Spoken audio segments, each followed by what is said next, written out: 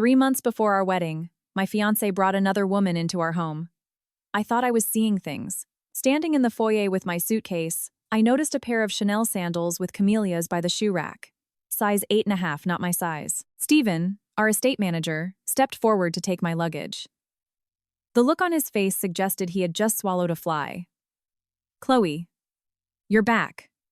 Just Chloe. Not Miss Vance, not the future Mrs. Osborne. He used to call me by my first name with warmth.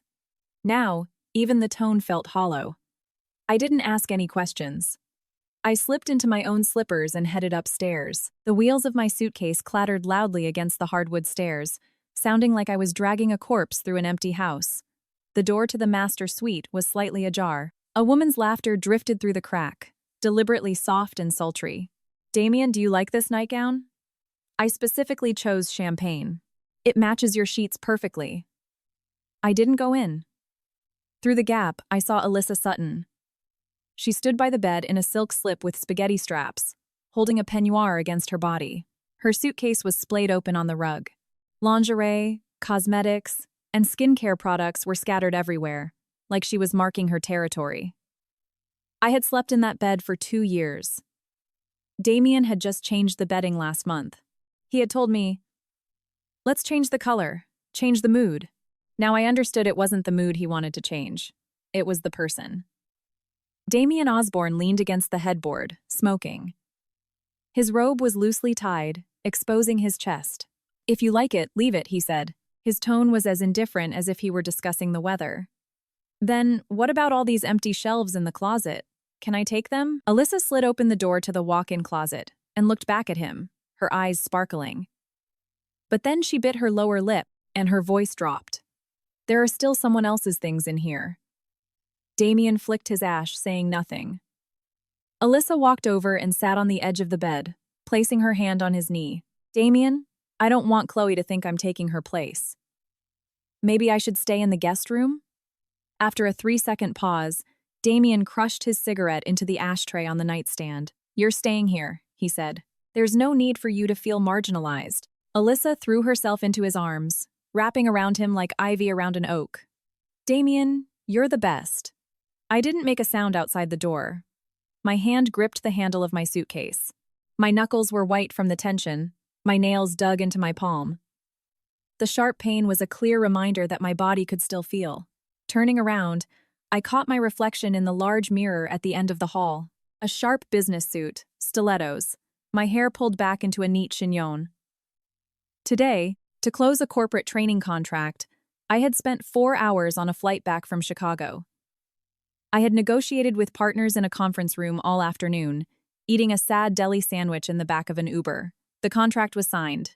Osborne Group had secured the exclusive development rights for the Southport waterfront project. I had rushed back to give him the good news, only to find he had prepared some news of his own for me. I walked back down the stairs, planting my foot on each step with a certainty that surprised even me. Stephen was still standing in the foyer. "Chloe, which room should I take your luggage to?" he asked. Which room? So even the estate manager knew the master suite was off limits to me now. "The guest room," I replied. Stephen took the suitcase, avoiding my eyes. The curtains in the guest room were drawn, and the air smelled faintly of dust. I sat on the edge of the bed, locking and unlocking my phone. Locking it, unlocking it. The time on the screen changed from 9:10 p.m. to 9:32 p.m. Footsteps echoed from the ceiling above. Alyssa was probably unpacking, lining up her brightly colored jars and bottles on my vanity in the master bathroom. I dialed a number.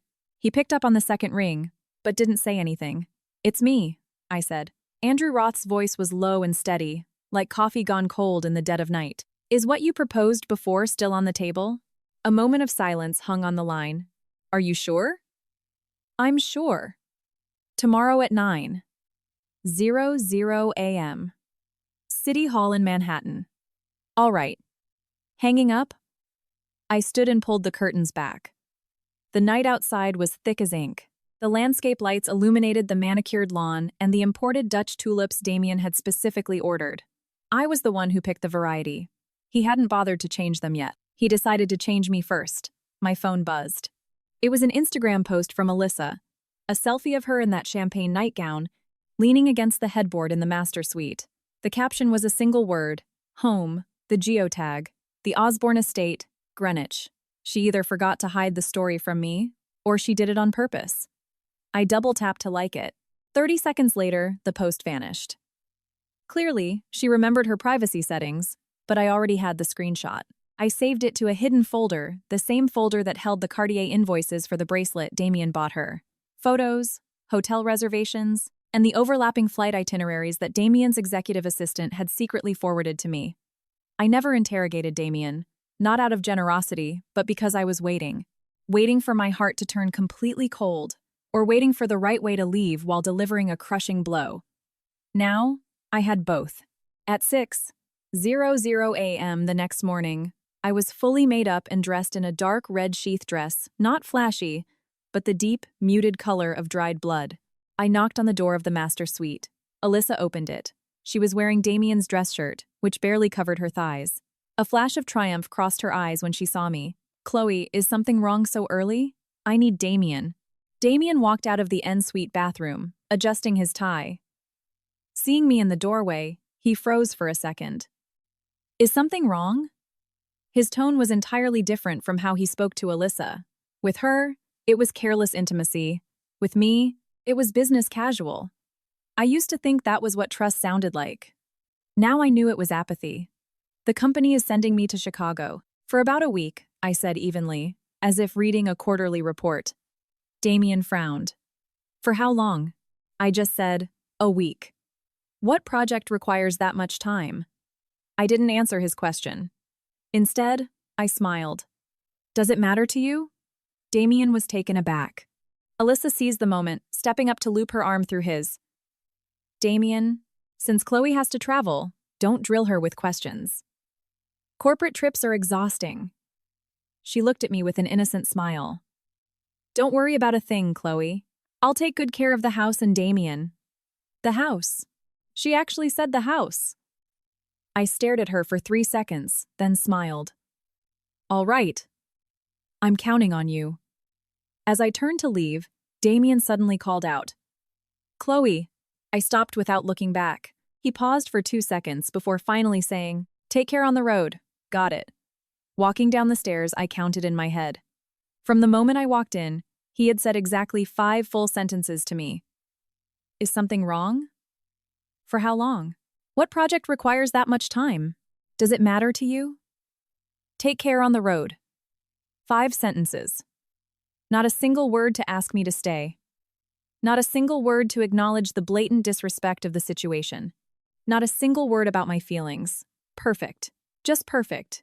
Damien Osborne, since you've pushed things to this extreme, don't blame me for playing hardball.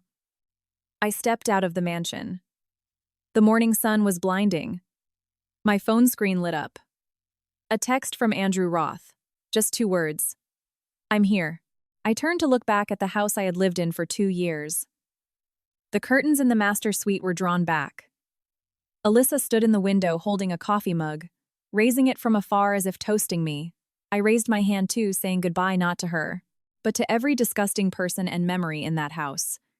Then I opened my car door and drove out the gates without a second glance. Once I was a safe distance away, I dialed my lawyer. "Prep the paperwork to dissolve the prenup. Chloe, but your wedding to Mr. Osborne isn't for another 3 months. You won't need it yet." "I won't need it for him," I interrupted. My voice as light as if discussing a lunch order. "The new agreement will be signed by me and someone else." Dead silence on the other end. I hadn't actually left for Chicago. At least, not that morning.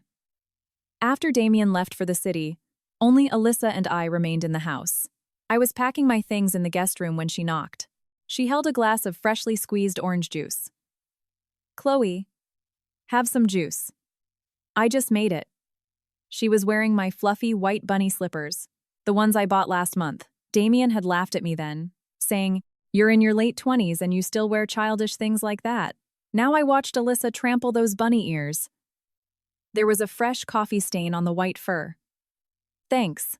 I took the juice and set it on the nightstand without taking a sip. Alyssa paced around the room, running her fingers over the curtains, the vanity, the closet doors, as if inspecting her new domain. "The lighting in this room is dreadful." she said, her tone dripping with mock sympathy. Are you comfortable in here? Should I tell Damien to prep the sunroom on the 3rd floor for you? No need. Oh, right, she chuckled. You're leaving for a business trip. You're only sleeping here one more night anyway. I stayed silent, opened my suitcase, and began folding my clothes. She clearly had no intention of leaving.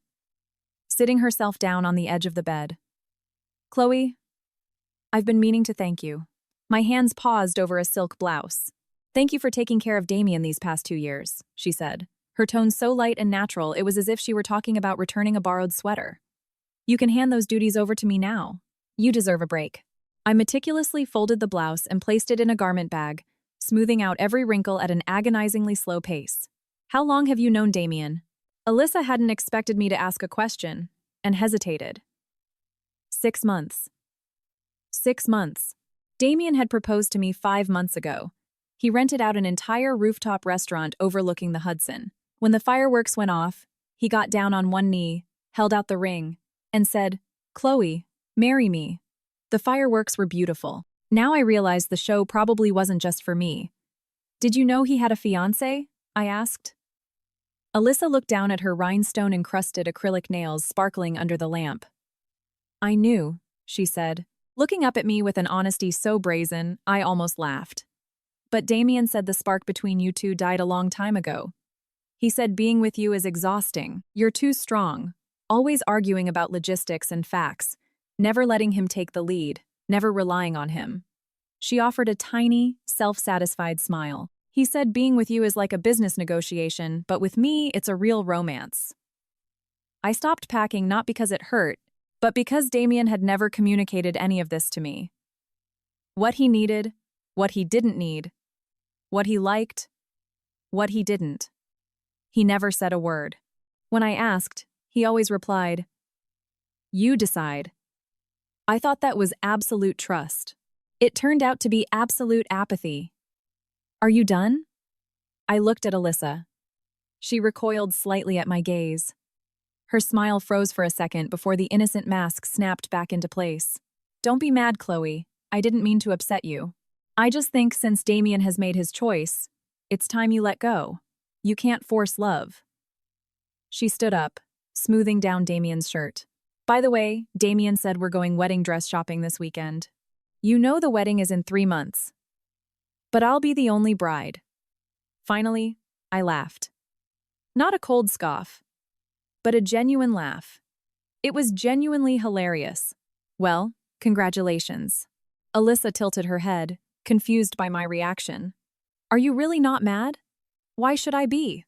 I placed the last item in my suitcase, zipped it shut, stood up, and looked her dead in the eye. You're picking up the trash I threw away. I should be thanking you. Alyssa's face dropped. What did you say? I said. I grabbed the handle of my suitcase. Us. Instantly us. Chloe Vance. How dare you talk about Damien like that? You know how incredible he is. Do you know how many women would kill to marry him? If you couldn't keep your man, don't be bitter about it. She really did cry beautifully. Large tears rolled down her cheeks.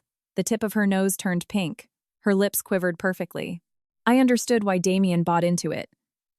Are you done crying? I leaned against the closet, crossing my arms. Alyssa froze. If you're done crying, get out. I need to rest. She opened her mouth to speak, but my glare forced the words back down her throat. She stomped out. At the door, she turned back, tears still wet on her face but a smirk forming on her lips. You can pretend to be unbothered all you want, she spat. I know your heart is bleeding. The door slammed shut. I sat on the edge of the bed and looked at my hands. The ring was still on my finger.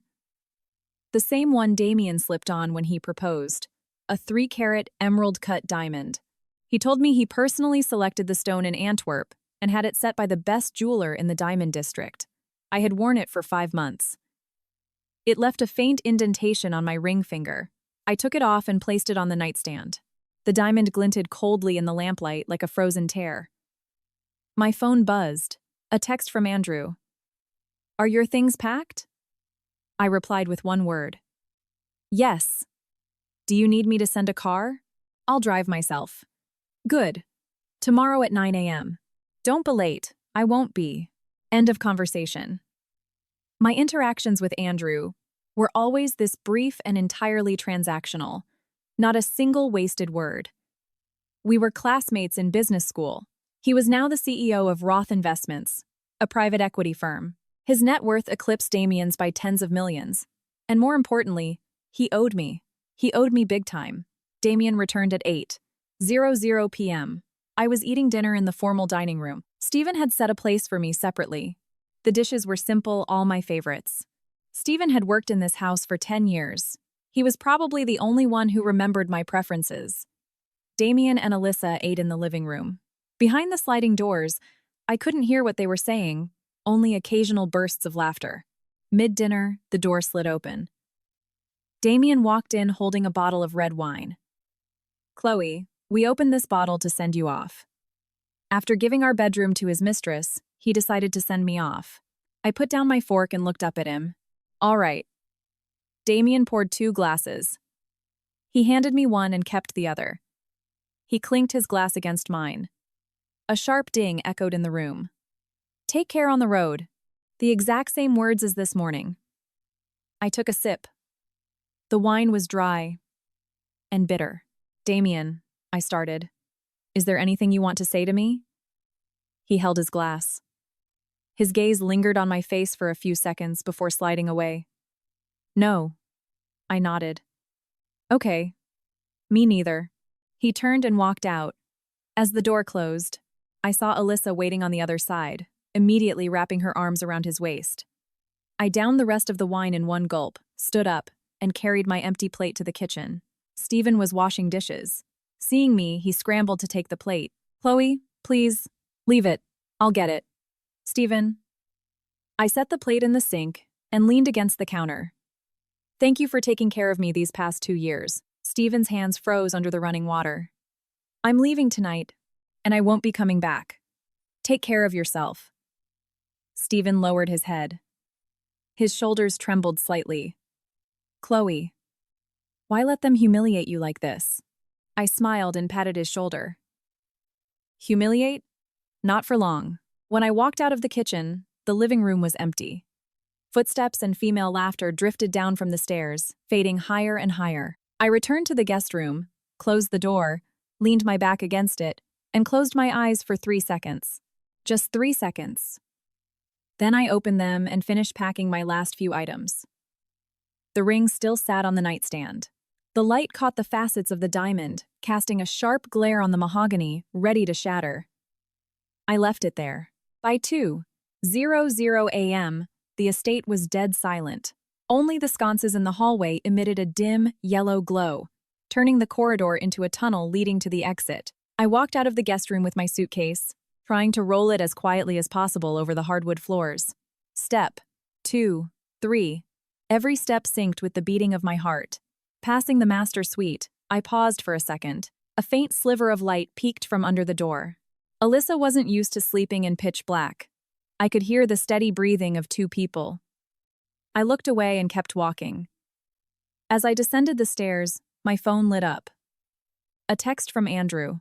A photo of a key sitting on a dark marble countertop. The keychain had a sleek silver plate engraved with the letter R. A second text immediately followed. "The apartment is ready. Tribeca penthouse, 3,500 square feet. The passcode is your birth date." I stared at the screen. My fingers hovered over the keyboard. I didn't know what to reply. He must have sensed my hesitation. A third text arrived. "It's not charity. When you pulled me out of the fire, you didn't ask if I needed it either." I replied with one word. "Okay." In the foyer, right next to the Chanel sandals, sat a pair of men's Oxfords. Damien's shoes. The toes pointed toward the door. The leather slightly creased from the day's wear. I opened the bottom drawer of the shoe cabinet and grabbed a set of car keys. The white Porsche Panamera in the garage was bought with my own money. The car, the insurance, the maintenance, all paid by me. Damien had offered to buy me a car, but I refused. I told him it felt safer driving something I owned. Looking back, we were never on the same wavelength. He wanted a woman who would pout and rely on his wallet. I was wired from birth to rely only on myself. The garage door slowly rolled up. The headlights illuminated a black Maybach parked ahead. Damien's car. The license plate ended in 777. I backed the Porsche out of the garage. Passing the Maybach, I rolled down the window and stared at that license plate for a second. Then I hit the gas and drove out the gates. In the rearview mirror, the house I had lived in for 2 years grew smaller and smaller, until it blurred into a dot of light and dissolved into the night. My phone connected to the car's Bluetooth. Andrew called. "You're out?" "Yes." "Crying?" I paused for a moment, then scoffed. "No." "Good." His voice was low, with a slight morning rasp, as if he had just woken up. "He's not worth it." Those 4 words warmed me more than every declaration of love Damien had given me in 2 years. "Andrew, after we get the marriage certificate tomorrow, can I move into that apartment you mentioned?" A brief silence on the other end, followed by a soft chuckle. "You already have the keys." At 3:40 a.m., I parked outside a luxury high-rise in Midtown Manhattan. This was my own apartment. Damien didn't know it existed. I bought it 2 years ago, putting down the deposit from my savings and paying the mortgage out of my own salary. I didn't do it because I was anticipating a breakup. I just believed a woman should always have an escape route. Now, this route was my only sanctuary. The elevator opened directly into the unit on the 42nd floor. It was a modest 800 square foot 1-bedroom, light gray curtains, a dark green velvet sofa I picked out myself.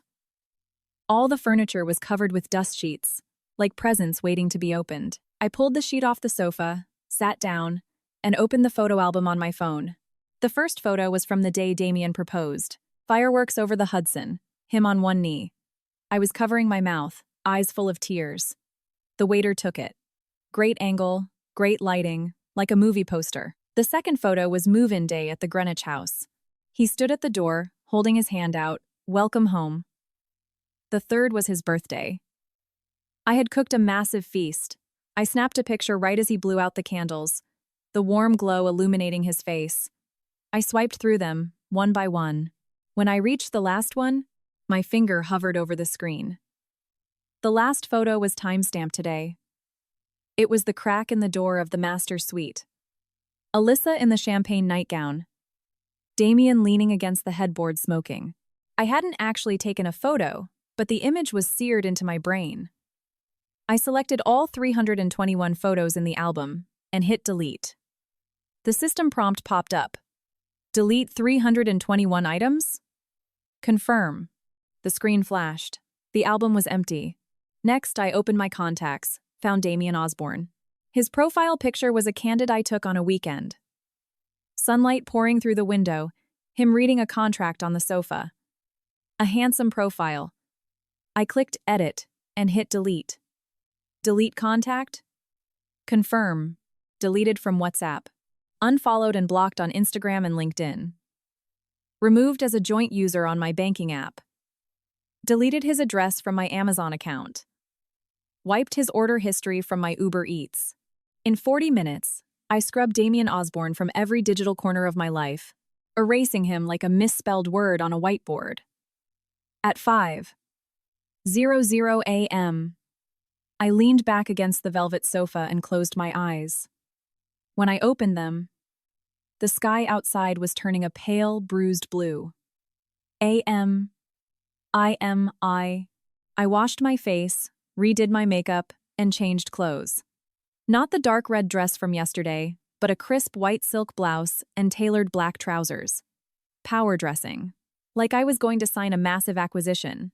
Before leaving, I checked myself in the full-length mirror. 26 years old. Flawless skin, no redness in the eyes, lips capable of forming a sharp smile. Perfect. City Hall opened at 9:00 a.m. I arrived 20 minutes early. A few couples were already waiting outside, some holding hands, some whispering excitedly. The women held small bouquets, the men were in suits. They all wore the same expression, a mix of nervous anticipation and hope for the future. I stood at the back of the line, holding nothing. My phone rang. "Damien." I answered without saying a word. "Chloe, Where are you? His voice was thick with sleep. Stephen said you left for a business trip in the middle of the night, I replied coolly. If I want to make my flight, I have to leave at night. Silence on the line. Then I heard Alyssa's voice in the background, soft and clingy. Damien, who is it? Nothing. Go back to sleep. Damien's voice was muffled.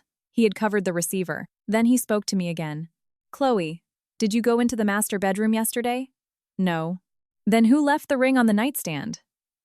I leaned against the stone pillar outside City Hall and looked up at the sky. It was a beautiful day, not a cloud in sight. Perfect weather for a wedding. I did. Damien's voice spiked in pitch. You took the ring off? Yes. Chloe Vance, what does this mean?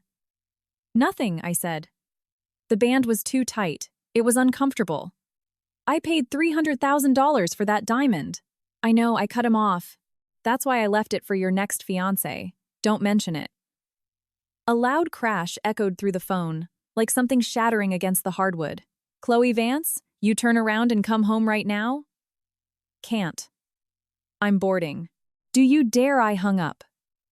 And turned off the phone. Exactly at 9:00 a.m., a black Rolls-Royce pulled up to the curb. The door opened, and Andrew stepped out. He wore a charcoal gray suit with no tie.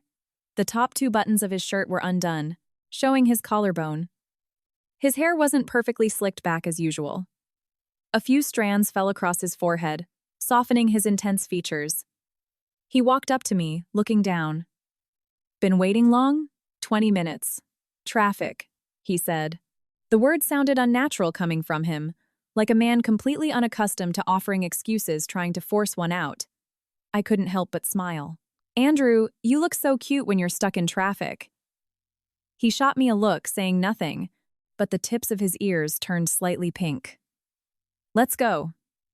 He nodded toward the doors. Wait. I pulled a document folder from my tote bag.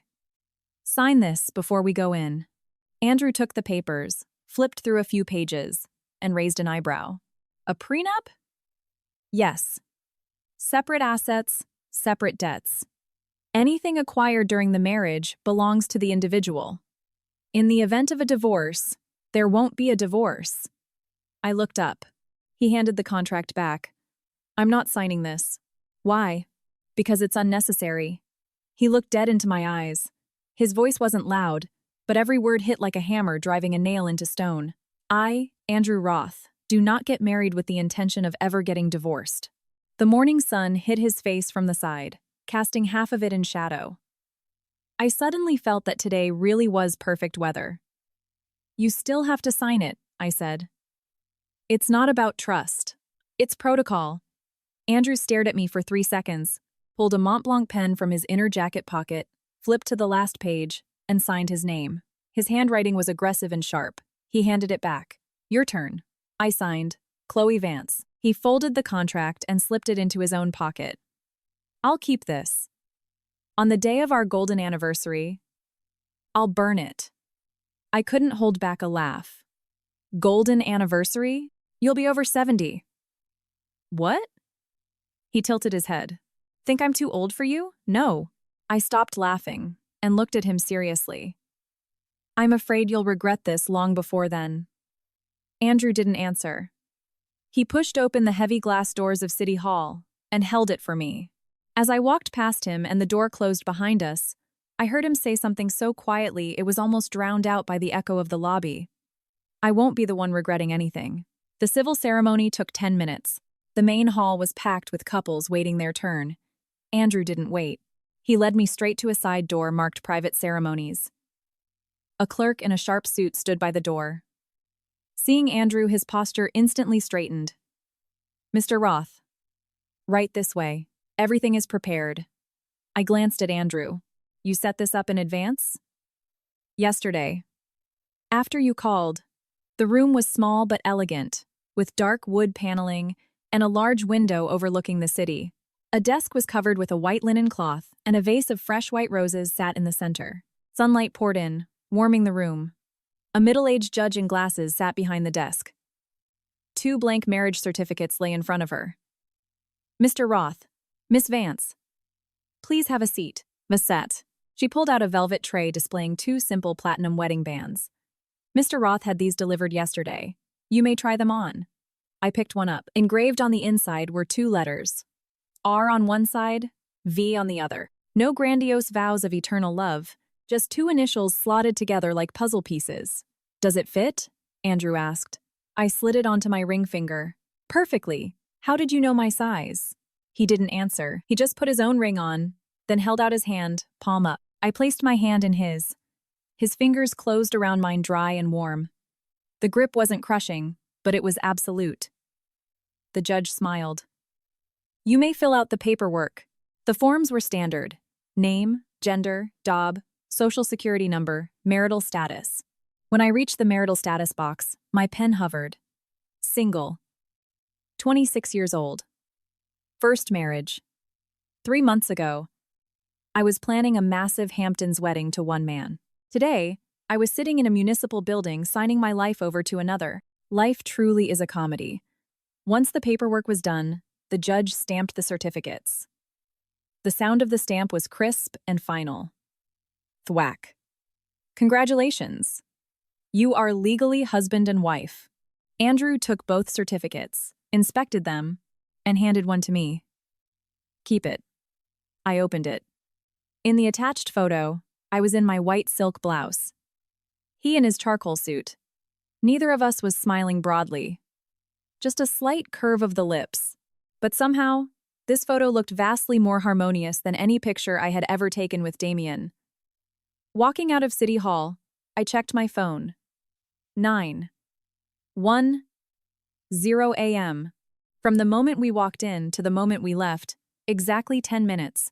The couples in the main hall were still waiting. Some were dozing, some scrolling on their phones, some soothing crying toddlers. No one noticed us slip out of the VIP room. No one knew the woman in the white blouse had just permanently altered the trajectory of her life in the time it takes to buy a coffee.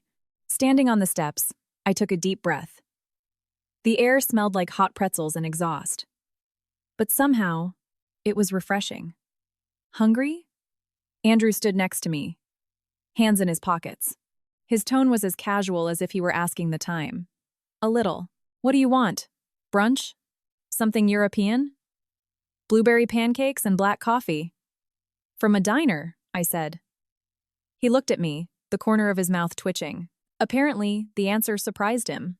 He nodded, opened the car door for me, and got behind the wheel himself. He navigated the downtown traffic and pulled up to a classic, slightly run-down diner in Soho 5 minutes later. The place was tiny, smelling of frying bacon and old coffee. Andrew took off his suit jacket, draped it over the back of a red vinyl booth, rolled up his sleeves, and flagged the waitress. 2 orders of blueberry pancakes, a side of bacon, and 2 black coffees. The manager, recognizing him, froze behind the counter. Mr. Roth, what brings you here? Brought someone for breakfast, Andrew said, sliding into the booth across from me. The manager's eyes darted to me, then he beamed. Of course. Coming right up.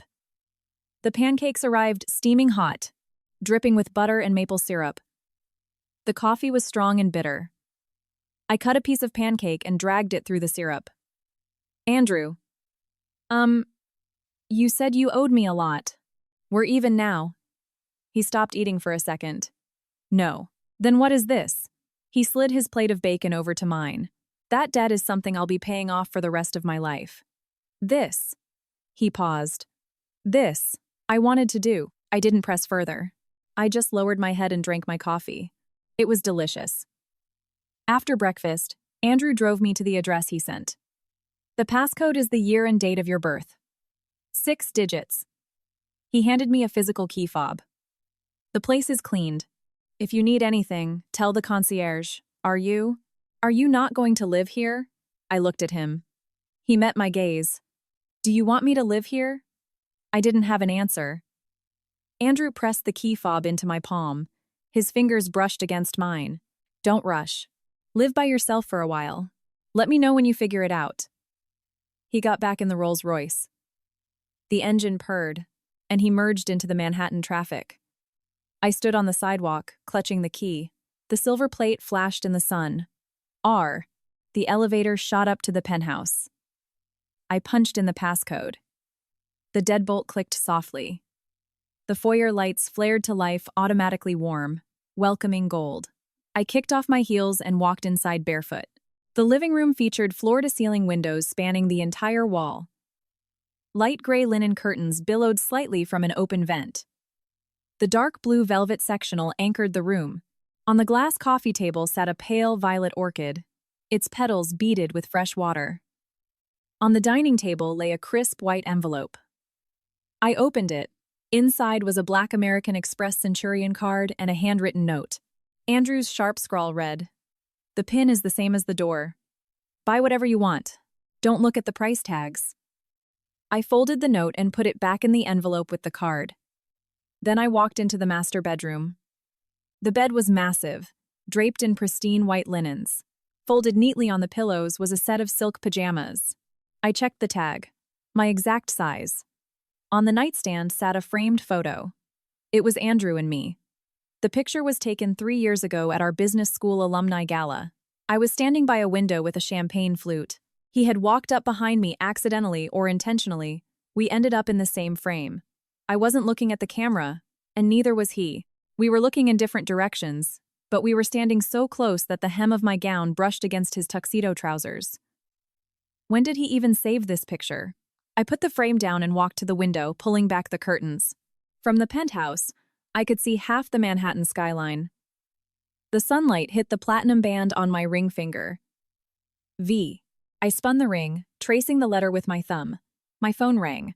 Not my personal phone, my old business phone, still buried in my tote bag. Only one contact was saved on it, Damien's executive assistant. I answered, "Miss Vance, Mr. Osborne is looking for you like a madman. He had me run your flight records, but no airline has a ticket booked under your name. He had me check hotels. Nothing. Miss Vance." The assistant's voice dropped to a terrified whisper. "He's tearing the office apart," he said. "He said if you don't come back." "He what?" I leaned against the glass, looking out over the city. "He's going to throw out everything you left at the estate," I chuckled. "Tell him to go ahead. Everything I took is mine. Whatever I left behind, I consider garbage anyway." I hung up and powered off that phone for good. Then I fell backward onto the massive bed and closed my eyes. The sheets smelled of cedar. Maybe it was the detergent. Maybe it was Andrew. I buried my face in the pillows and took a deep breath. My heart beat slowly and steadily, not like back at the Osborne estate, where every muffled sound from the master bedroom made it race and flutter in panic, like a bird trapped in a cage. Everything was different now. The cage was open. The bird was gone. It took Damien 3 days to realize something was fundamentally wrong. I heard about his spiral later from Stephen, the estate manager. Stephen spoke to me on the phone in hushed, trembling tones, like a man describing a horrific car crash he'd just witnessed. On the first day, Damien didn't look for me. He went to the office as usual, ran meetings, and during his lunch break, Alyssa brought him a homemade meal. She took a dozen selfies in the elevator of the Osborne Group Tower and posted them on Instagram, bringing lunch to my love and just housewife things. That evening, he took Alyssa to Le Bernardin, the French restaurant he promised to take me to. I had tried to get a reservation there 3 times and failed. He made one phone call.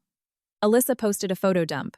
The wine, the caviar, Damien's hands cutting a steak, the view. With the right person, every day is a celebration. Stephen said Damien drank a lot that night. Alyssa had to support his weight as they walked through the front door. Passing the guest room, he stopped. "Did Chloe call today?" "No," Alyssa replied. Damien stared at the closed guest room door for a long time before Alyssa guided him upstairs. On the second day, Damien started looking. He called my cell straight to voicemail. Sent iMessages undelivered. He ordered his assistant to track me.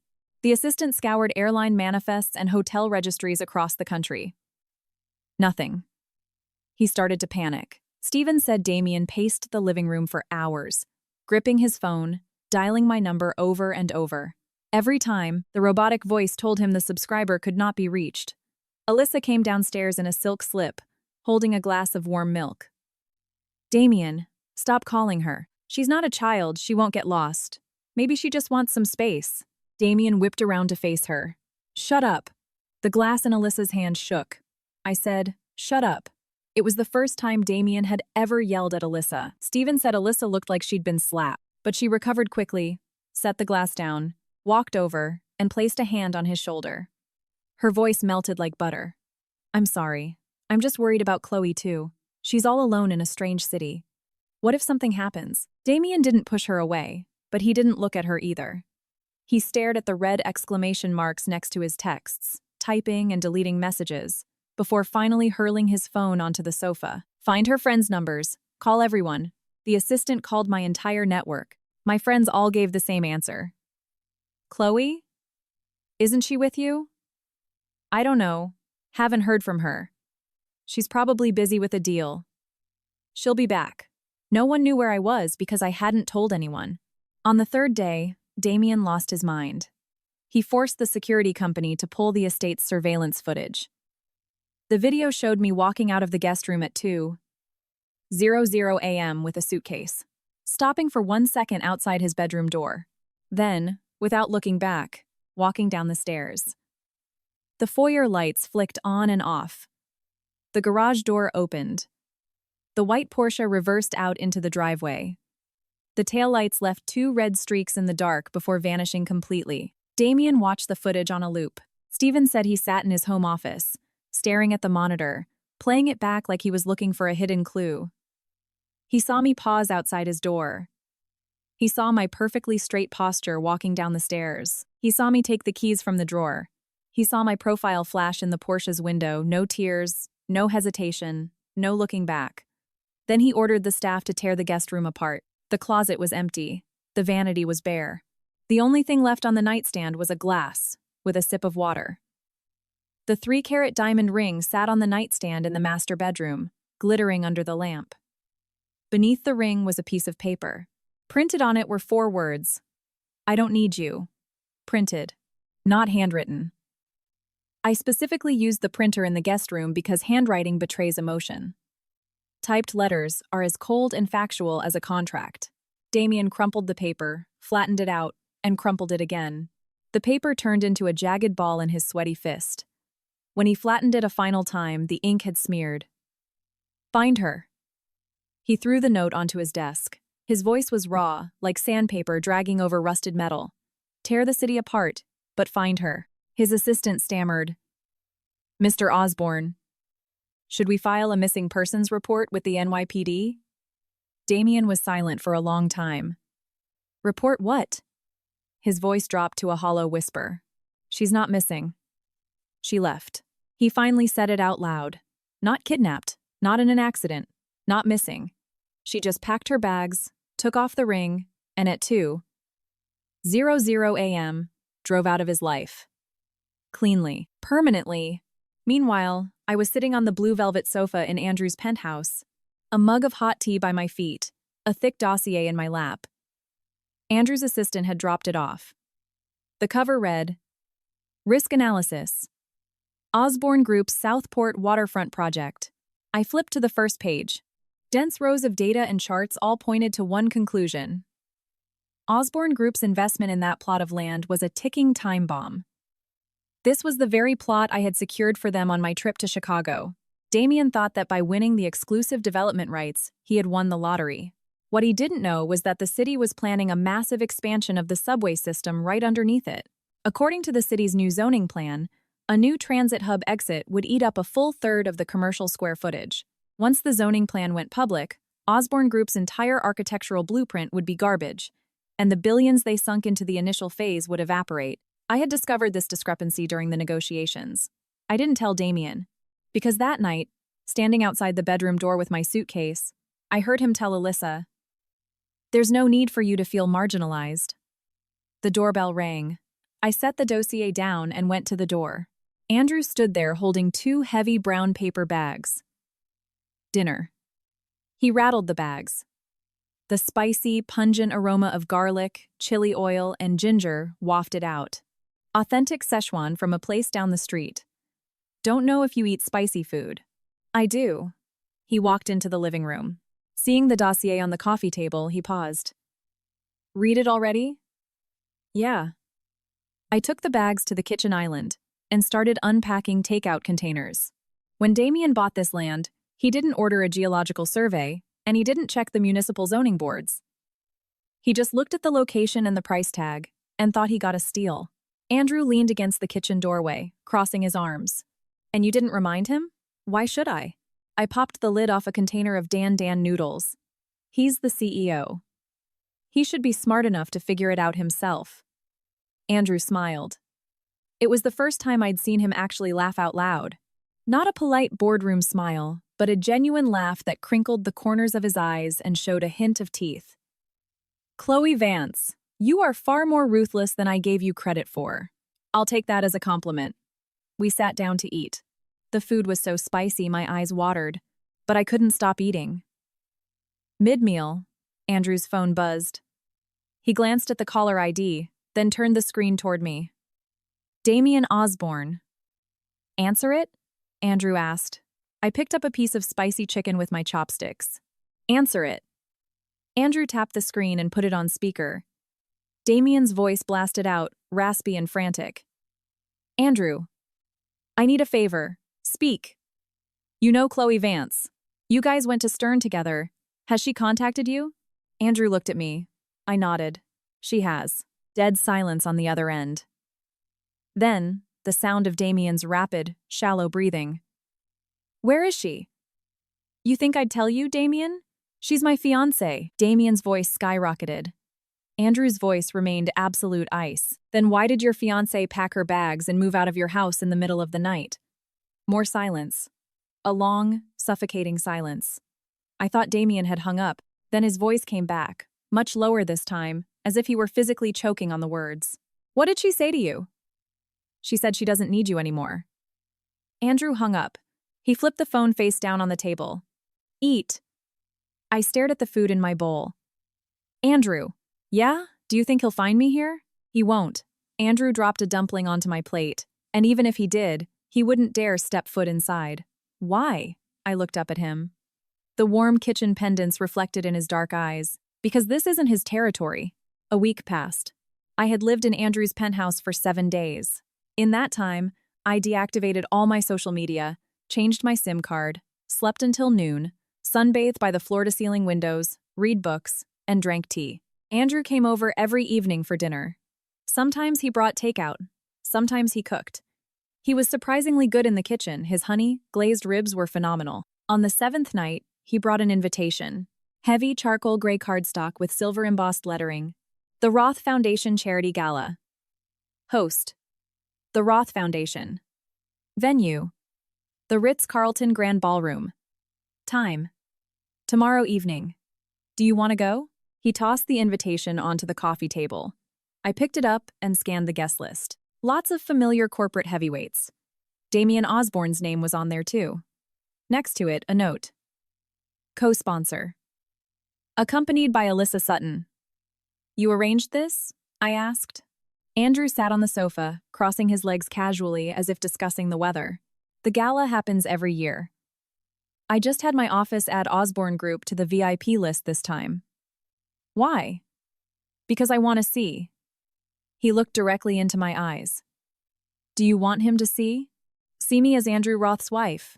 I do, I said. He smiled, reached into his jacket pocket, pulled out a dark blue velvet box, and set it next to the invitation. Then wear this. I opened the box. Inside rested a necklace, a massive pear-shaped sapphire surrounded by a halo of flawless diamonds. Under the living room lights, it radiated a deep, oceanic blue, like it held a piece of the midnight sky. Beneath it sat matching sapphire stud earrings. This is too expensive. The jewelry worn by Andrew Roth's wife cannot be cheap. He stood up, lifted the heavy necklace from the velvet, walked behind me, and fastened the clasp at the nape of my neck. His fingers brushed against my skin. They were cool, but the spot he touched instantly burned. I'll pick you up tomorrow at 7. The night of the gala, I wore a floor-length black velvet gown. The plunging neckline perfectly framed the sapphire. I swept my hair into a sleek, high updo to showcase the earrings. The woman in the mirror didn't look like me. It wasn't the makeup or the dress, it was the eyes. Before, standing next to Damien, my eyes always held a trace of anxious appeasement. Before every corporate event, I would meticulously check my appearance, terrified of embarrassing him in front of his partners. In photos, I always leaned into him, linking my arm through his, flashing a rehearsed corporate wife smile. Then, I was Damien Osborne's fiancée. Tonight, I was Andrew Roth's wife. Not an accessory, not a piece of jewelry, but an equal standing beside him. At exactly 7:00 p.m., Andrew appeared at the door. He wore a sharp black three-piece suit. His tie was a deep midnight blue, perfectly matching my sapphires. His hair was slicked back, exposing his sharp jawline. He looked like he walked straight off the cover of GQ. Seeing me, his gaze locked for a full second. Well? I did a slow spin. Flawless, he said, holding out his arm. I slipped my hand into the crook of his elbow, and we stepped into the elevator. Our silhouettes reflected in the mirrored doors. He was half a head taller than me. The hem of my gown brushed against his trousers just like that photo from 3 years ago. The Ritz-Carlton ballroom was a sea of flashbulbs. A red carpet led to the entrance, flanked by paparazzi. The event coordinator, spotting Andrew, practically sprinted over. Mr. Roth. Right this way, please. Your seat is at the head table. And your guest? The coordinator's eyes darted to me, confusion flashing across his face. My wife. Andrew's voice wasn't loud, but several journalists nearby snapped their heads around. I felt a dozen camera lenses pivot to lock onto us simultaneously. Wife? The coordinator almost dropped his clipboard. Mr. Roth, you got married? Recently. Andrew slid his hand from my arm to my waist, pulling me flush against his side. Be a good man and add my wife's name to my place card. When we entered the ballroom, it was already packed. The head table sat dead center, covered in elaborate floral centerpieces and crystal glassware. Andrew's name card was right in the middle. Next to it sat a freshly written card, the ink still glistening. Mrs. Roth. Every eye in the room was glued to me. I could hear the aggressive whispering cutting through the jazz music. Who is that? When did Roth get married? I've never seen her before. What family is she from? Wait, isn't that Osborne's girl? Chloe something? I sat down next to Andrew with an expression of absolute boredom. He pulled the chair out for me, waiting until I was seated before taking his own place. The movement was so fluid and natural. Everyone watching knew it wasn't just a gentlemanly flex, it was habit. A commotion erupted at the entrance. Damien Osborne had arrived. He wore a charcoal gray suit. His face was gaunt, with dark circles under his eyes, visible even from a distance. Alyssa clung tightly to his arm. She wore a champagne-colored mermaid gown and a string of pearls, beaming and posing for the cameras. Then her gaze swept over the head table, past Andrew, and slammed into me. Her smile died instantly. Damien saw me too. He stopped dead in his tracks. Even across the massive ballroom, I watched his expression morph from shock to confusion to rage, and finally, to a profound, desperate panic I had never seen on him before. His mouth opened, but no sound came out. Alyssa tugged at his arm. Damien, our seats are over there. Damien didn't move. He ripped his arm out of Alyssa's grip and started marching toward the head table. He walked fast, his dress shoes cracking loudly against the marble floor. He stopped right in front of me. Chloe. I looked up at him. Long time no see, Mr. Osborne. Not Damien. Mr. Osborne. His Adam's apple bobbed hard. Where have you been these past few days? Why wouldn't you answer my calls? Why? His eyes dropped to the sapphire necklace resting on my chest, then to Andrew's arm draped casually over the back of my chair, and finally to the handwritten card on the table. Mrs. Roth. Those 2 words stabbed him in the eyes like daggers. You got married? He choked out. Yes. To who? Andrew stood up. He was half a head taller than Damien, looking down at him with zero emotion. To May. Damien's fists clenched so hard his knuckles turned white. Chloe, we were engaged for 5 months. You vanish without a word and immediately marry someone else? His voice was a harsh hiss through gritted teeth. Are you playing a game with me? Playing a game? I stood up, leveling my gaze with his. Damien, you moved another woman into our home. You moved her into our bedroom. You let her wear my slippers, use my vanity, sleep in my bed. And you have the nerve to ask if I'm playing a game? Damien's face drained of blood. Alyssa just stayed for a few days. Stayed for a few days? So you had to change the name on the wedding venue to hers? He froze. How did you know about that? Alyssa posted a story on Instagram, I said. Location: Vera Wang Bridal. Caption: Bridal prep. You were standing right behind her. Your face was in the mirror. Damien's lips moved, but he couldn't form a defense. Just then, Alyssa scurried over. She latched onto Damien's arm, gave Andrew and me a vicious once-over, and plastered on a sickly sweet smile. Congratulations, Chloe. I didn't expect you to find a replacement so quickly. She put heavy emphasis on the word replacement. I didn't even look at her. I looked at Andrew. Husband. I paused for a second after saying it. The word still felt new. Andrew looked at me, a spark lighting up the dark depths of his eyes. This woman is calling you a replacement. I slipped my hand into his. What do you think? Andrew took my hand. His thumb traced the platinum band on my finger. Then he lifted his chin, looked right past Alyssa, and locked eyes with Damien. Mr. Osborne. His voice wasn't loud, but the entire ballroom had gone dead quiet to eavesdrop. What you threw away, I spent 3 years trying to acquire. So tell me, who is the replacement here? Damien's face went completely ashen. He stared at me, a storm of incomprehensible emotions raging in his eyes. Chloe, Mr. Osborne. I cut him off. Tonight is a charity gala, not a college reunion. Your seats are over there. I gestured with my chin toward the far corner of the room. A table shoved against the back wall, the worst seats in the house, with terrible sightlines. Andrew had arranged it perfectly. Damien didn't move. He stared at me for a painfully long time, so long that the surrounding guests began to murmur. Finally, he dropped his gaze, turned, and walked away. Alyssa scrambled after him in her stilettos, the hem of her ridiculous mermaid gown dragging awkwardly across the floor. They sat down at the corner table. Alyssa's face was thunderous, her lips pressed into a thin, angry line. The radiant smile she had at the entrance was entirely gone. Damien slumped into his chair and didn't look at her once. His eyes burned a hole across the room, through the floral arrangements, through the crowd, staring fixedly at the head table. At me. Andrew handed me a glass of champagne, leaning in close so his lips brushed my ear. Nicely played. I wasn't playing, I replied. His hand holding the glass paused. I turned my head to look at him. The crystal chandelier reflected brilliantly in his dark eyes. When I called you my husband, I meant it.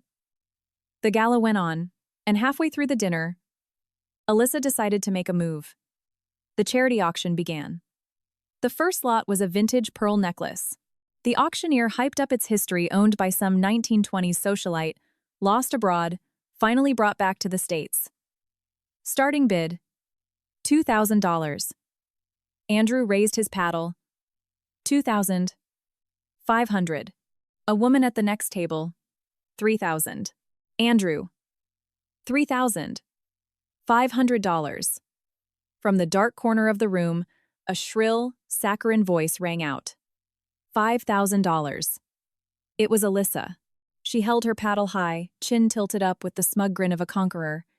After shouting her bid, she shot a look our way, locking eyes with me. Her message was clear. This necklace is mine.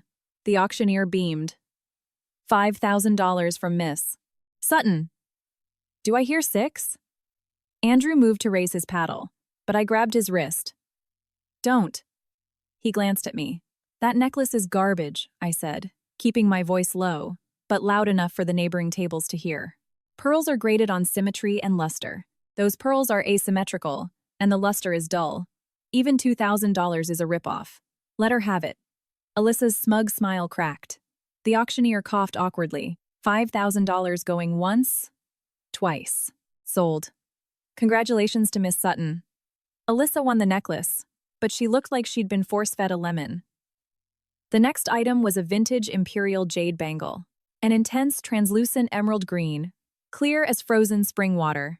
Starting bid, $10,000. This time, Alyssa didn't raise her paddle. Not because she didn't want to, but because she couldn't. 10 grand was serious money for her. And Damien hadn't looked at anything since he sat down. His eyes remained locked on our table. Andrew raised his paddle. $20,000. The room fell silent. Jumping straight from 10 to 20 grand wasn't bidding. It was an execution. No one challenged him. The auctioneer slammed his gavel. An attendant brought the jade bracelet to our table. Andrew took it, gently took my left hand, and slid it onto my wrist. The vibrant green jade looked breathtaking against my pale skin. "Now this," Andrew said, "suits you." I felt the stare from the corner table grow searing hot. Damien was watching me, not my face, but my wrist. He remembered. He remembered me telling him about my grandmother's jade bangle, a family heirloom lost by my aunt. I told him I wanted to buy one like it someday, not as a status symbol, but as a memory. I had mentioned it to him multiple times. He always brushed it off. "Yeah, sure. We'll go look at some eventually." It never happened. Now, that bracelet was on my wrist. Bought by Andrew Roth. Damien suddenly stood up. His chair screeched violently against the floor. Every head at the nearby tables snapped toward him. "Damien!" Alyssa grabbed his sleeve. He ripped his arm away and marched straight back to our table. "Chloe, we need to talk." Andrew put his champagne down. "Mr. Osborne, you are interrupting my wife's dinner. Whatever business you have, take it up with me." Damien didn't even look at Andrew. He stared at me. 5 minutes. I picked up my napkin, dabbed my lips, and stood up. "Fine. 5 minutes." Andrew looked up at me. I gave him a subtle nod, letting him know I had this. The corridor outside the ballroom was lined with thick carpeting that swallowed the sound of our footsteps. Crystal sconces on the walls cast a dim, yellow light, throwing harsh shadows across Damien's face. "What do you want to talk about?" I leaned against the wall, crossing my arms. "Did you really marry him? The certificate is in my purse. You want to see it?" Damien clenched and unclenched his fists. "Why? Give me one good reason." "A reason?" I tilted my head. "Damien, the night you brought Alyssa home, I stood right outside your bedroom door and heard you tell her, 'There's no need for you to feel marginalized.' That reason is more than enough." His pupils contracted. "You were outside the door. I heard everything, from start to finish. How you let her live in our room, use my closet, wear your clothes, and the next morning when I told you I was leaving, you said, 'Take care on the road.'" The corridor fell dead silent. Only the low hum of the HVAC system filled the space. "Damien, I gave you a chance." My voice was as light as a feather dropping onto the carpet. "I asked if you had anything you wanted to say to me. You said no. So now, it's too late." I turned to walk back inside. He lunged forward, grabbing my wrist. Hard. His nails dug into my skin.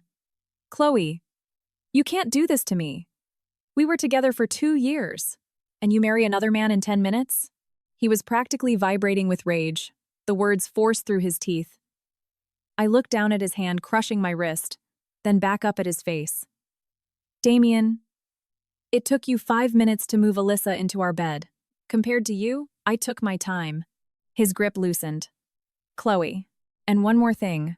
I pulled my phone from my clutch, pulled up a PDF, and shoved the screen in his face. "That plot of land in Southport you just bought. The MTA subway expansion plans were published last week. Look at it yourself." Damien took the phone. The screen displayed a highly detailed city zoning map. A thick red dotted line sliced right through the Osborne Group's newly acquired plot. The legend read, "Proposed transit hub exit." The exit was sitting exactly where his flagship luxury mall was supposed to be built. His hand started to shake. "Where did you get this blueprint?" "I was the one negotiating the deal," I said. "I received all the municipal filings, including the city planning grid."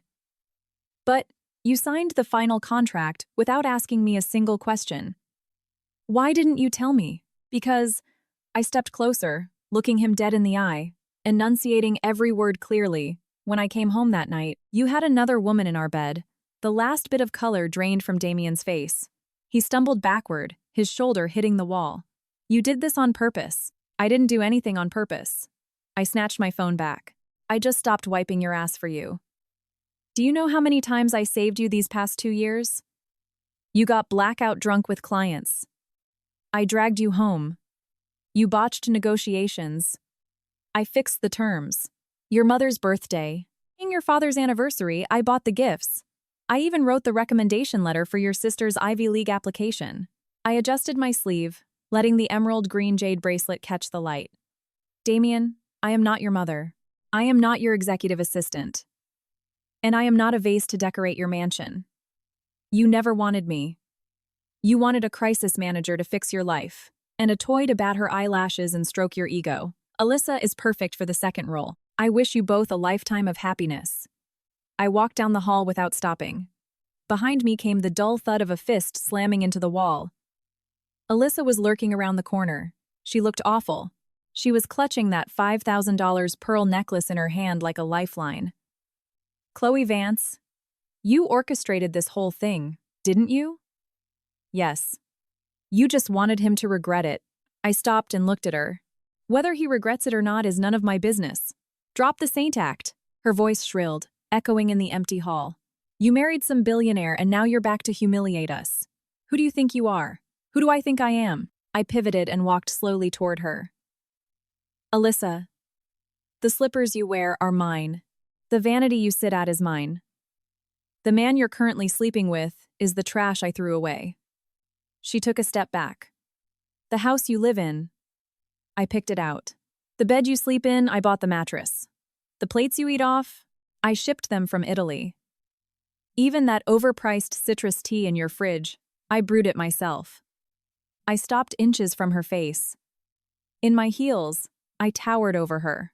You are draped head to toe in my leftovers. And you have the audacity to ask who I am? Alyssa's lips trembled violently. She couldn't formulate a single word. I smiled, reached out, and plucked the pearl necklace from her fingers. She tried to yank it back, but one hard look from me paralyzed her. I held the pearls up to the light. $5,000 for this garbage. Damien will reimburse you, right? Her face twisted. He declined my card. Alyssa bit her lip, tears welling up in her eyes. I laughed, dropped the necklace back into her trembling hands, and patted her shoulder. Cherish it. At least you bought it yourself. I was still smiling when I walked back into the ballroom. Andrew saw me and raised an eyebrow. Handled? Handled. I sat down, picked up my knife and fork, and went back to cutting my steak.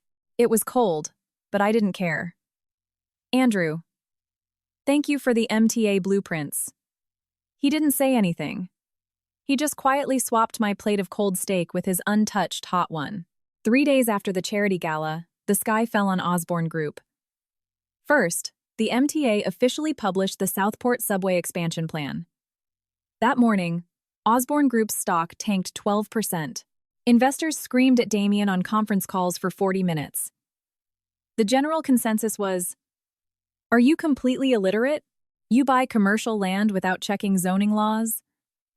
Damien couldn't defend himself because he genuinely didn't check. He trusted me too much. Or rather, he was too accustomed to me handling the intellectual labor. Before, for every project, this time, he signed his name and lost everything.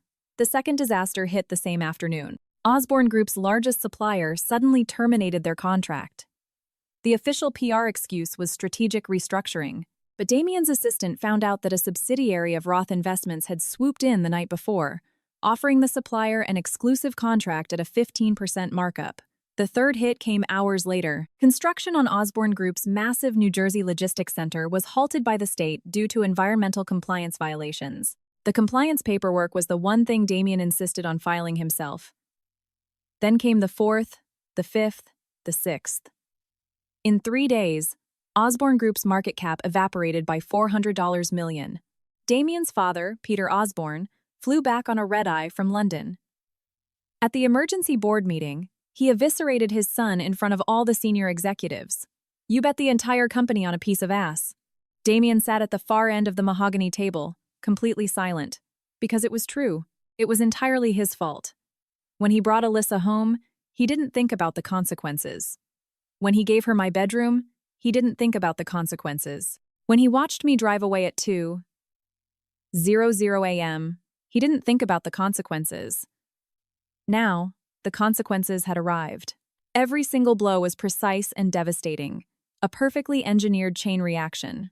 Because it was a perfectly engineered chain reaction. In Andrew's office overlooking Wall Street, one entire wall was a massive glass whiteboard. It was covered in flowcharts. Osborne Group's shareholder structure, project maps, supplier lists, partner networks. Every node was meticulously connected, and every vulnerability had an interception plan. He had been building this board for 3 years. 3 years ago, at that Stern alumni gala, Damien had tried to get me blackout drunk. I have a high tolerance, but he didn't know that. He kept coming over, pouring champagne, saying, "Chloe, you handle your liquor so well." He wanted to see me make a fool of myself, to prove to his frat buddies that the woman who beat him for valedictorian was actually a mess. Andrew pulled me away from the table.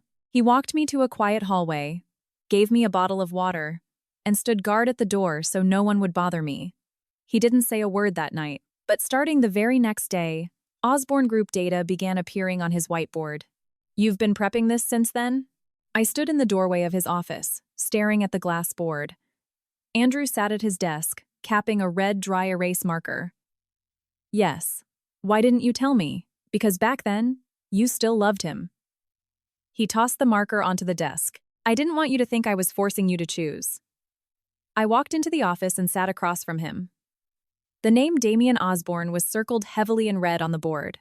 Dozens of lines shot out from it, almost all marked executed. "How much is left?" I asked. "One final move." Andrew pulled a file from his drawer and slid it across the desk. "Their New Jersey logistics hub. Their last remaining cash cow. If we choke this project, their operating capital runs dry in 30 days. I opened the file. It contained the land deeds and municipal permits. "Is there a zoning issue with this plot, too?" "No." Andrew leaned back in his leather chair. "The plot is prime real estate. The paperwork is ironclad. Surprisingly, Damien actually didn't screw this one up." "Then how do you?" "I'm not touching the project." I looked up at him. The desk lamp caught his eyes, reflecting a terrifying, absolute calm. "I'm taking his people." The next morning, the chief engineer of the New Jersey project, along with his entire 40-man technical team, submitted their resignations to Osborne Group. Damien offered to triple their salaries. Not a single person stayed, because Roth Investments offered them not just a salary bump, but equity in a new subsidiary. By day 5, Damien was sitting alone in his corner office at the top of the Osborne Tower. The floor-to-ceiling windows offered a view of Billionaires Row. His father built this 40-story tower 10 years ago. From here, you could see half the city, including the much taller, sleeker Roth Investments skyscraper. His assistant knocked and entered, clutching a manila envelope. "Mr. Osborne." We heard back from the banks. Damien didn't even turn around. "And?" All 3 banks denied the credit extension. The assistant's voice was shaking. "The stated reason is significant uncertainty regarding Osborne Group's financial solvency." Damien pressed his palm against the cold glass of the window. The chill seeped straight into his bones. "And one more thing, sir." The assistant placed a sleek, black folder on the desk. "A private equity fund owned by Roth Investments just submitted an acquisition offer." Damien whipped around. "An acquisition of what?" "Of Osborne Group's stake in the Southport project, and a 51% controlling interest in the New Jersey Logistics Center. The offer price." The assistant swallowed hard. 60 cents on the dollar. 60% of market value wasn't an acquisition. It was a slaughter.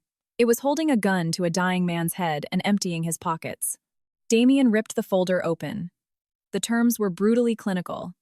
Every word breathed arrogant superiority. No threats, no grandstanding, just a cold statement of fact. "Your company is bleeding out, and I am the only one with a tourniquet." On the last page, the signature was already there. Andrew Roth. The handwriting was aggressive, slicing across the paper like a blade. Damien hurled the folder across the room. "Tell him to go to hell." The assistant didn't move. "Mr. Osborne, this afternoon, several board members held an emergency vote." Damien froze. "What?" 7 votes in favor. 2 against. Your father, Peter Osborne. He voted in favor. His own father. His own father sat in a boardroom and voted to sell the family legacy to a hostile buyer. Damien collapsed into his chair. The imported Italian leather he had sat in for 5 years. He had signed countless deals in this chair, played God with hundreds of careers. Now, he didn't even own the chair anymore. His phone buzzed on the desk. A text from Alyssa. Damien, I saw a Birkin in the boutique. Limited edition crocodile. Will you buy it for me? It's only $80,000. Damien stared at the text for a long time. Then he picked up the phone and dialed. Not Alyssa's number. Mine. The phone rang while I was watering the orchids on Andrew's balcony. It was an unknown number, but I knew the digits by heart. I answered. Chloe. Damien's voice was utterly destroyed, rasping like he'd swallowed glass. He set this all up, didn't he? What are you talking about, Andrew? Buying out Osborne Group. He calculated everything. The Southport land, poaching the engineers in Jersey, squeezing the banks. Everything. I set the watering can down and leaned against the glass railing. Damien, you signed the Southport contract yourself. You failed to retain your own engineering team. The banks cut your credit because your company is a liability. You made every single one of those decisions yourself. Dead silence on the other end. My biggest mistake wasn't any of that, he whispered, his voice cracking. My biggest mistake was letting you walk out of that bedroom. The evening breeze blew across the balcony, carrying the faint noise of Manhattan traffic below. Damien, I said softly, your biggest mistake wasn't letting me walk out of that bedroom. Then what was it? It was that you never, ever considered me important. I hung up and immediately blocked the number. Andrew. I didn't notice when he stepped out onto the balcony, holding 2 mugs of Earl Grey tea. He called? Andrew asked. Yes. I took a mug. The tea was a rich golden amber. He said you calculated everything. Andrew leaned against the sliding glass door and took a sip. He's right. And what exactly were you calculating? I looked at him over the rim of my cup. The sunset cast a warm, fiery glow over his features, softening the sharp angles of his face. I was calculating you. Damien learned the full truth on the day the acquisition was finalized. The signing ceremony was held in the exact same Ritz-Carlton ballroom, where the charity gala took place, where he had seen me wearing Andrew's sapphires. Andrew did this on purpose. He rented the entire room, arranging the tables and chairs exactly the same way. Even the floral arrangements were identical. When Damien walked in, he froze. He recognized the setup. He saw the place card at the head table. Andrew Roth. And next to it, Mrs. Roth. Just like that night. Only this time, he wasn't the humiliated guest in the corner. He was the defeated king, surrendering his crown. Representatives of Osborne Group's shareholders sat on one side of the massive oak table. Roth Investments' legal team sat on the other. When Damien entered, everyone looked up. No one stood. Even his father, Peter Osborne, sat at the far end, both hands resting on his cane, staring at the wood grain. He didn't look at his son once. Damien signed the transfer documents. The scratch of the fountain pen against the thick paper sounded like something tearing. He put the pen down. Where is Andrew? Roth's lead attorney looked up, adjusting his glasses. Mr. Roth is not attending the ceremony. He asked me to pass along a message. What message? He said, thank you for the Southport property. You saved me months of negotiations. Damien's jaw clenched so tight I thought his teeth would crack. At that moment, the ballroom doors swung open. I walked in. Not as Mrs. Roth, but as Chloe Vance. Chloe. Damien bolted upright like he'd been electrocuted. I didn't look at him. I walked straight to the table and placed a thick file directly in front of his father. Peter, this is the original geological survey report for the Southport plot. It was filed in the Osborne Group archives a month before your son signed the final contract. Peter Osborne snatched the file, flipping through the pages. The color drained from the old man's face. Damien, the patriarch's voice wasn't a yell, but it commanded the entire room. Did you see this report? Damien looked bewildered. What report? The MTA Geological Survey. It says right here in black and white that a transit hub is slated for the exact coordinates of our retail foundation. This report was delivered to your desk 3 months ago. Damien went pale. Impossible. I never received that. You received it, I said. Every eye in the room shifted to me. I personally put it in the urgent signatures tray on your desk. March 12th. It was a Monday. You came back from your morning meetings. There were 7 dossiers in the tray. This report was the third one down. Damien's eyes darted frantically, trying to access the memory. March 12th. He muttered. You left the office early that day, I stated flatly, because Alyssa called and said she was feeling sick. You drove out to see her. You went shopping on Fifth Avenue. That night, you posted a photo dump on Instagram. 9 pictures. The center one was her throwing a penny into the Bethesda fountain. Damien's hands began to shake violently. You never came back to the office. Out of the 7 urgent files, you signed the top 2. The other 5, including this survey, you didn't even open. The ballroom was dead silent. Thwack, thwack, thwack. Peter Osborne slammed his heavy wooden cane against the marble floor. Damien! The old man's shoulders heaved. You ignored critical corporate intelligence to go shopping with a mistress? Damien had no words. He stared at me. His eyes were a chaotic storm of betrayal, horror, and realization. You knew the report was in there, he rasped. You specifically put it third in the pile. You orchestrated this. You knew I wouldn't see it. Why didn't you warn me? I smiled. Damien, I was your fiancé, not your secretary. Doing your due diligence was a courtesy I extended out of love, not my contractual obligation. When you started taking my labor for granted, you shouldn't be surprised that one day, I decided to only do exactly what I was paid for, which was nothing. Peter Osborne stood up, his finger pointing at Damien, shaking with rage. Did you hear her? You did this to yourself. You have no one else to blame. I handed you the keys to this empire 5 years ago. What have you actually accomplished? Every single win you had was Chloe operating behind the curtain. Did you really think you were a genius? Damien collapsed back into his chair, mute. Peter Osborne leaned heavily on his cane and limped toward the exit. As he passed me, he stopped. Chloe. The old man's voice cracked. The Osborne family wronged you. There's no need for that, Peter, I said calmly. It's business. He nodded slowly, grief aging him 10 years in a minute, and continued walking. At the double doors, he turned back to look at his son one last time. Damien. Your grandfather built this company with $200 in his pocket. In 5 years, you handed 3 generations of blood and sweat to a stranger. The doors closed heavily behind him. The ballroom was empty save for Damien, myself, and the Roth lawyers packing up their briefcases. Damien leaned forward, bracing his weight on the table as if his spine had dissolved. Chloe, when did you start planning all this? The first time you let Alyssa sit in the passenger seat of my car.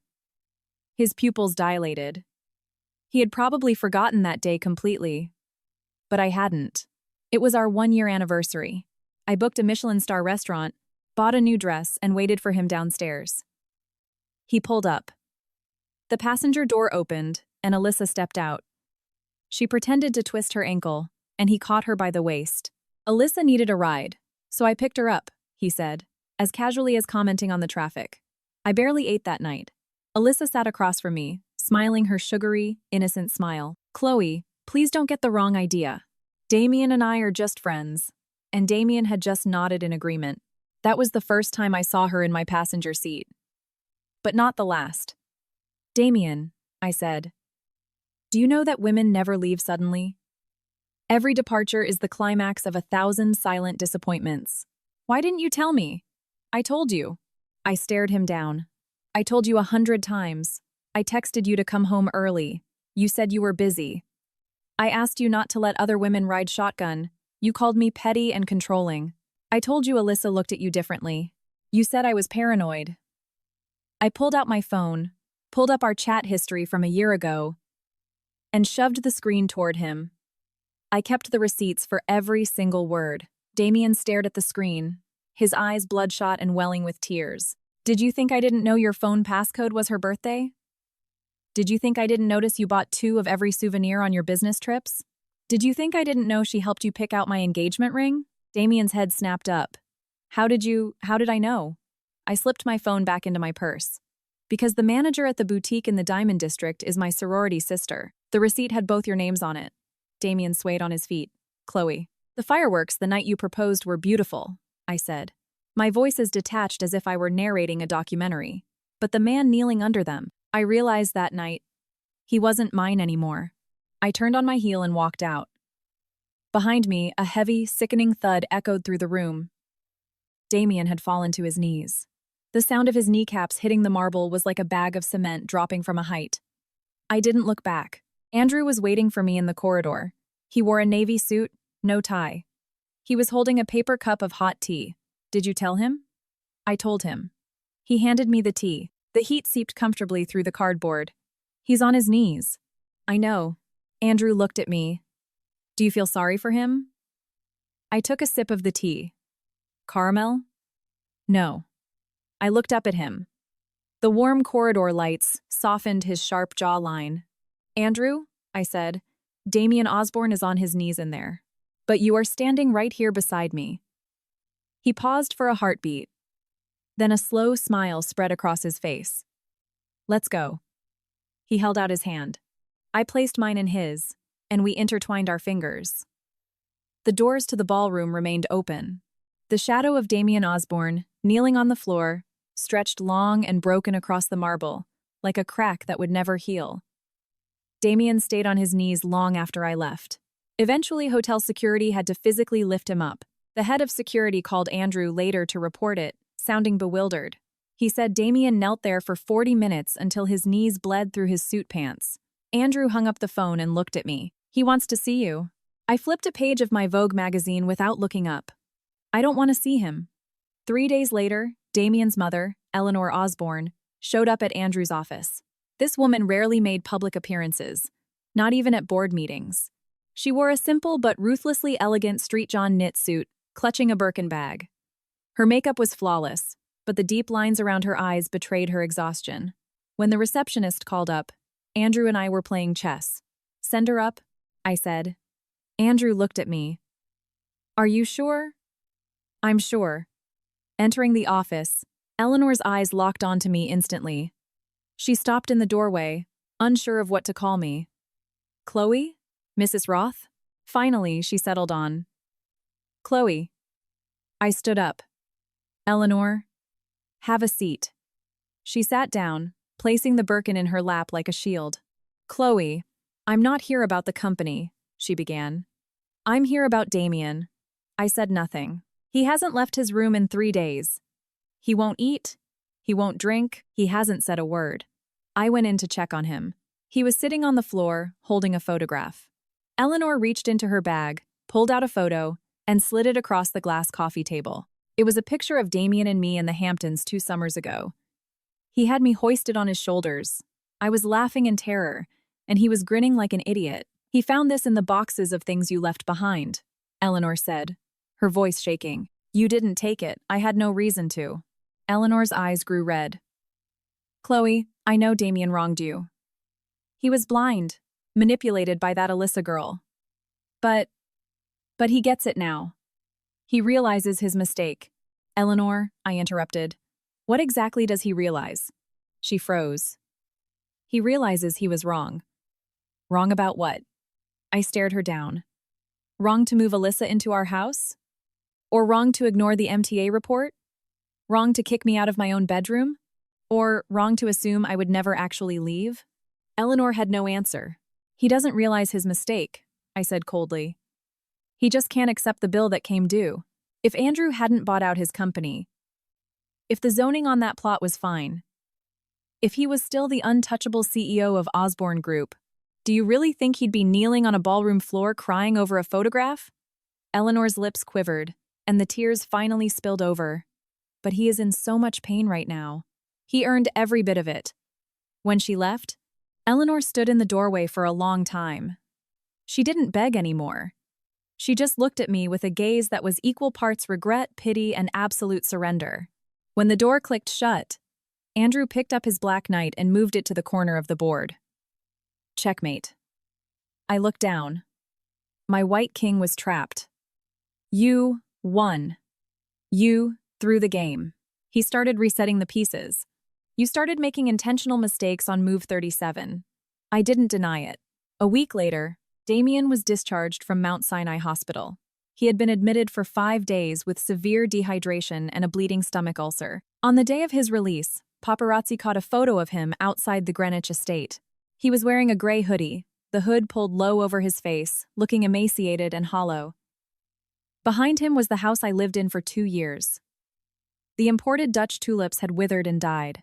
The photo hit page 6 with the headline, "Osborne heir broken and bankrupt." Alyssa commented on the post from her verified account, "Damien, I will always stand by you." 3 hours later, Damien deleted her comment. 2 hours after that, Alyssa posted on her own story. "Some people don't appreciate what they have until it's gone." She probably thought Damien would see it and beg her to come back. She didn't know he had already deleted all his social media apps. Half a month later, Andrew and I had our real wedding. It was held at his family's sprawling estate in the Hudson Valley. No press, no massive guest list, just our closest friends and family. Andrew's grandmother, sitting in her wheelchair, beamed the entire evening. After we exchanged our vows, she grabbed my hand. "You're even prettier in person than in the photo." "What photo?" I asked. She pulled a folded, slightly worn picture out of her cardigan pocket. It was the photo of us from the Stern Alumni Gala. "This boy kept this picture on his desk for 3 years." She laughed. "I kept telling him, 'If you like the girl, go get her.' And he'd just sigh and say, 'I can't. She's with someone else.'" I looked over at Andrew. He was talking to a groomsman, but the tips of his ears were visibly red. At the end of the night, the estate manager brought over a thick envelope. "Mr. Roth, someone left this at the front gates." Andrew opened it. Inside was a cashier's check and a handwritten note. The amount on the check was 3 times the original purchase price of the Southport property. The memo line read, "Offer to repurchase Southport asset." The note had one line, written in Damien's frantic scrawl. "Chloe, I bought the company back. Can you come home now?" Andrew handed me the note. I glanced at it, then folded it in quarters. "What do you want to reply?" Andrew asked. I held the folded paper over a silver candelabra on the table. The flame licked the edge. The paper curled, blackened, and disintegrated into ash, fluttering onto the tablecloth. Nothing. Andrew watched me for 3 seconds, then held out his hand. "Let's go home then." I put my hand in his. It was warm and solid.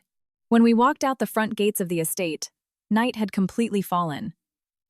Under a massive oak tree by the road stood a solitary figure. Gray hoodie. Hood pulled low. Damien. He looked even thinner, a ghost of the man he was. Seeing me, he took a desperate step forward. Andrew's grip on my hand tightened slightly. "I don't need you to fight this battle," I murmured to Andrew. I let go of his hand and walked toward the tree. Damien's dead eyes suddenly ignited with a frantic, pathetic hope. "Chloe." I stopped 3 feet away from him. I saw the check. "The property is not for sale." He froze. "I'll pay double." "Whatever you want. It's not about the money." I reached into my clutch, pulled out a thick silver-embossed envelope, and handed it to him. Damien took it with trembling hands and opened it.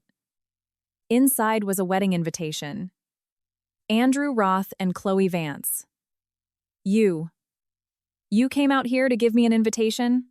"The wedding was today," I said, my voice perfectly level. "This is a souvenir for you.